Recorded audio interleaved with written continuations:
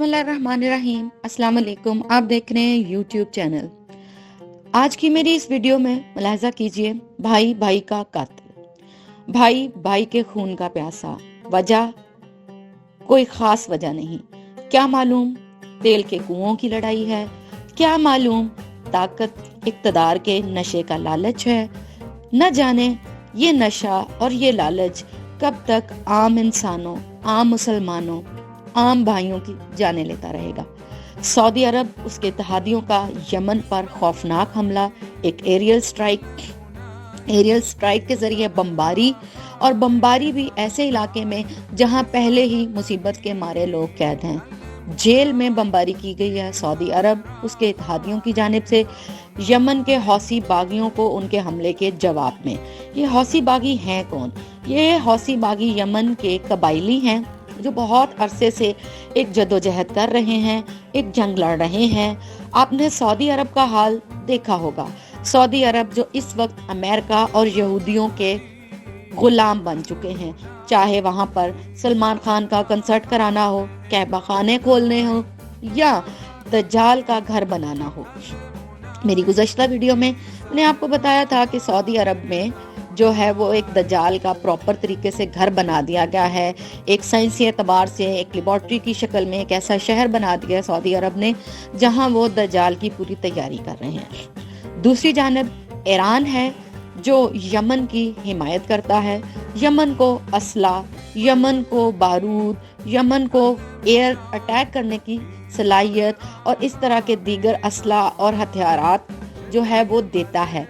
अब ये लड़ाई न जाने कब अपने अंजाम पे पहुंचेगी, लेकिन इससे पहले बहुत ज्यादा तबाह हो चुका है। यमन में कोई पुरसाने हाल नहीं, वाहद एक उनका नशरियाती टेलीविजन है हौसी बागियों का, उसका दुनिया से राब्ता कट चुका है और यमन में इंटरनेट सर्विस मुकम्मल तौर पर तबाह है। लाशों के ढेर हैं, हर तरफ चीखते हुए औरतें, बच्चे, मर्द और बूढ़े हैं। यहाँ पर सवालिया निशान होता है इंसानी हकूक के इदारों से। आपने देखा होगा कि सदर जो थे, पहले अमेरिकन सदर थे डोनाल्ड ट्रंप, उन्होंने इनको दहशतगर्द करार दिया था, जैसे कि उन्होंने तालिबान को दहशतगर्द कहा, जैसे उन्होंने बहुत सारे मुसलमान मुल्कों को दहशतगर्द कहा, इसी तरह उन्होंने हौसी बागियों को दहशतगर्द कहा। जब जो बाइडन प्रेसिडेंट ऑफ अमेरिका बने तो उन्होंने हौसी बागियों को इस लिस्ट से निकालने का अंदिया दिया, लेकिन हाल ही में उनके दिए गए एक इंटरव्यू में उन्होंने इस बात को कहा है कि अब दोबारा से हम हौसी बागियों को दहशतगर्दी के जुमरे में लाएंगे। अब सवाल ये पैदा होता है कि दुनिया में कहीं भी दहशतगर्दी होती है तो वहां सिर्फ मुसलमान ही क्यों निशाना बनते हैं, वहां सिर्फ मुसलमानों को ही क्यों मारा जाता है। अहादीस में आपने बहुत जगह पढ़ा होगा कि नबी पाक सल्लल्लाहु अलैहि वसल्लम ने दुआ मांगी थी कि अल्लाह मेरे शाम की हिफाजत करवा, या अल्लाह इस जगह पे जब तबाही होगी तो यकीनन पूरी दुनिया में तबाही होगी, इसके असरात पूरी दुनिया में आते हैं।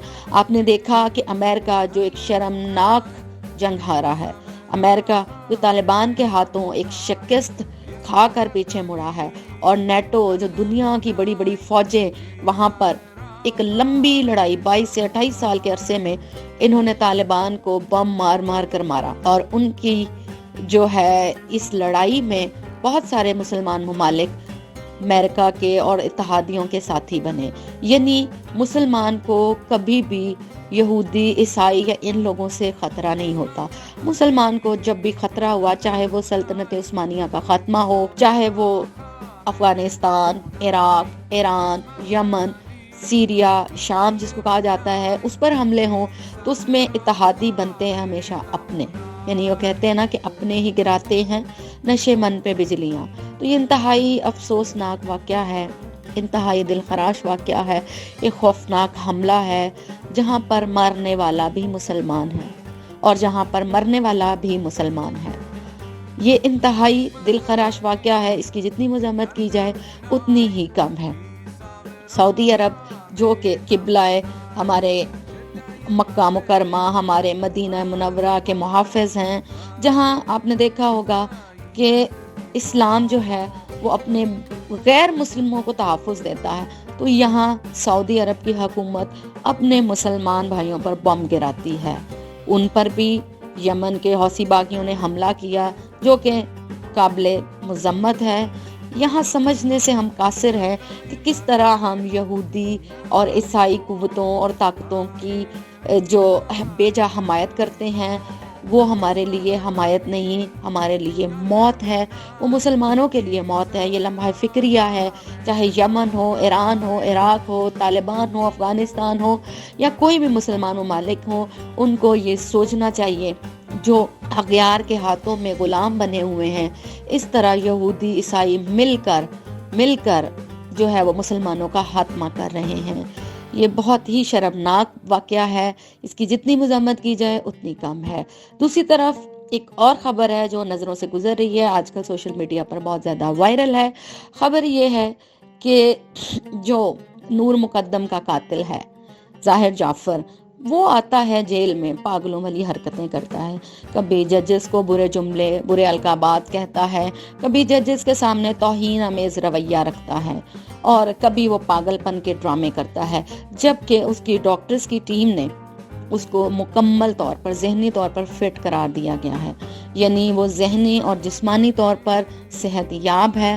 وہ صرف اور صرف یہ ڈرامہ اس لیے کر رہا ہے تاکہ اس کو ذہنی مفلوج، ذہنی بیمار اور ذہنی مریض ہونے کا سرٹیفکیٹ دیا جائے۔ وہ اتنی عمدہ ایکٹنگ کرتا ہے کہ دیکھنے والوں کو لگتا ہے کہ واقعی وہ پاگل ہے، جبکہ وہ پاگل نہیں ہے۔ وہ اس چیز کا ایج لینا چاہتا ہے کہ جی اس طرح کی حرکتیں کر کے وہ پاگل ہے۔ اس کے وکلاء کی جانب سے، جب اس کے باپ کے پاس اتنی اہلیت تھی، پیسہ تھا، وہ نور مقدم کے وکیلوں یا پولیس کو خرید سکتا تھا، لیکن وہ خریدنے سے قاصر تھا۔ یہ کیس بہت زیادہ ہائی لائٹڈ تھا، اور جس بے رحمی سے اس نے نور مقدم کا قتل کیا وہ بھی پوری دنیا نے دیکھا۔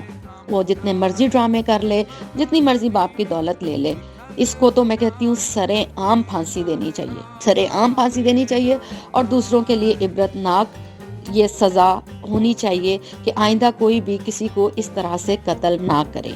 تیسری خبر عفت عمر۔ جی ہاں، عفت عمر معروف پاکستانی ماڈل ہیں، جو کہ اب آج کل بہت زیادہ ٹی وی شو ہوسٹ کرتی ہوئی، مذاق اڑاتی ہوئی نظر آتی ہیں، اور سوشل میڈیا پر بہت زیادہ تنقید کا سامنا ہے۔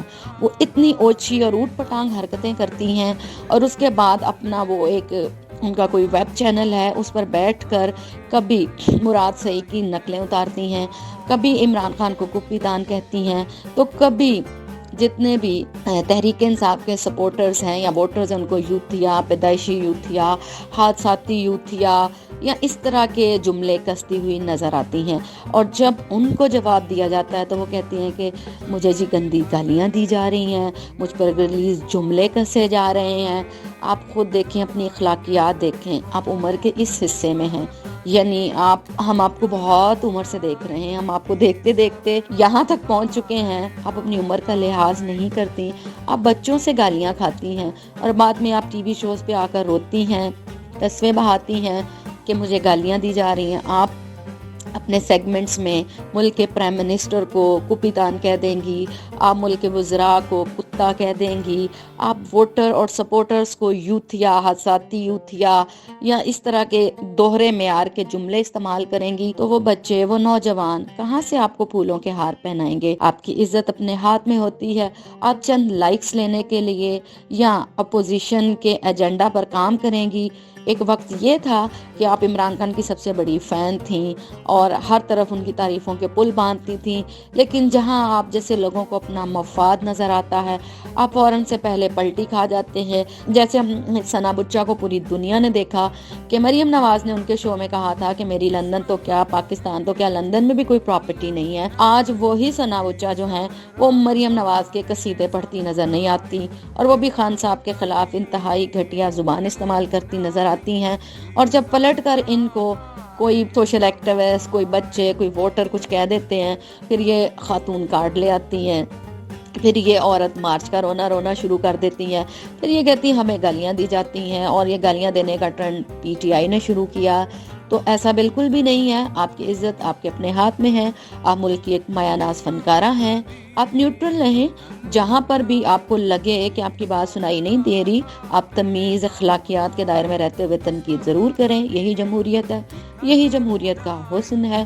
جب آپ ذاتیات پر آئیں گی، جب آپ کرپشن کو چھپائیں گی اور جب آپ ایسے لوگوں کو ڈیفینڈ کریں گی جنہوں نے ملک کو لوٹا، نوچا، زخمی کیا اور اپنے سر محل، ایون فیلڈ جیسی عمارتیں بنائیں، آپ ان لوگوں کی فیور کریں گی اور ایک ایسے ملک کے پرائم منسٹر اور ایسی جماعت پر جملے کسیں گی، ان کا مذاق اڑائیں گی، ان کو گالیاں دیں گی، تو دوسری جانب سے یقیناً آپ کو پھولوں کے ہار تو نہیں پہنائے جائیں گے۔ تو میری گزارش ضرور ہے ان سے کہ اپنی عمر کا لحاظ کریں، اپنے پروفیشن کا لحاظ کریں۔ سب سے پہلے ہم سب پاکستانی ہیں، جو غلط کرے اس کے بارے میں تمیز اور تہذیب کے ساتھ جواب دیں، تنقید ضرور کریں، وہ آپ کا اپنا حق ہے، نہ کہ آپ ناجائز جملے بازی کریں، گندے القابات، ذو معنی فکرے اور گھٹیا گفتگو کریں اور پھر آپ آ کر عورت کارڈ کھیلیں، تو یہ کسی طور ممکن نہیں ہوگا۔ یہ میری اپنی ایک رائے ہے۔ آپ سب سے میری ایک گزارش ہے جاتے جاتے کہ میرے چینل کو سبسکرائب کیجئے گا، بیل آئیکن کے بٹن کو پریس کیجئے، میری آنے والی ویڈیو کا ضرور انتظار کیجئے اور کمنٹ باکس میں اپنی رائے کا اظہار کیجئے۔ جزاک اللہ۔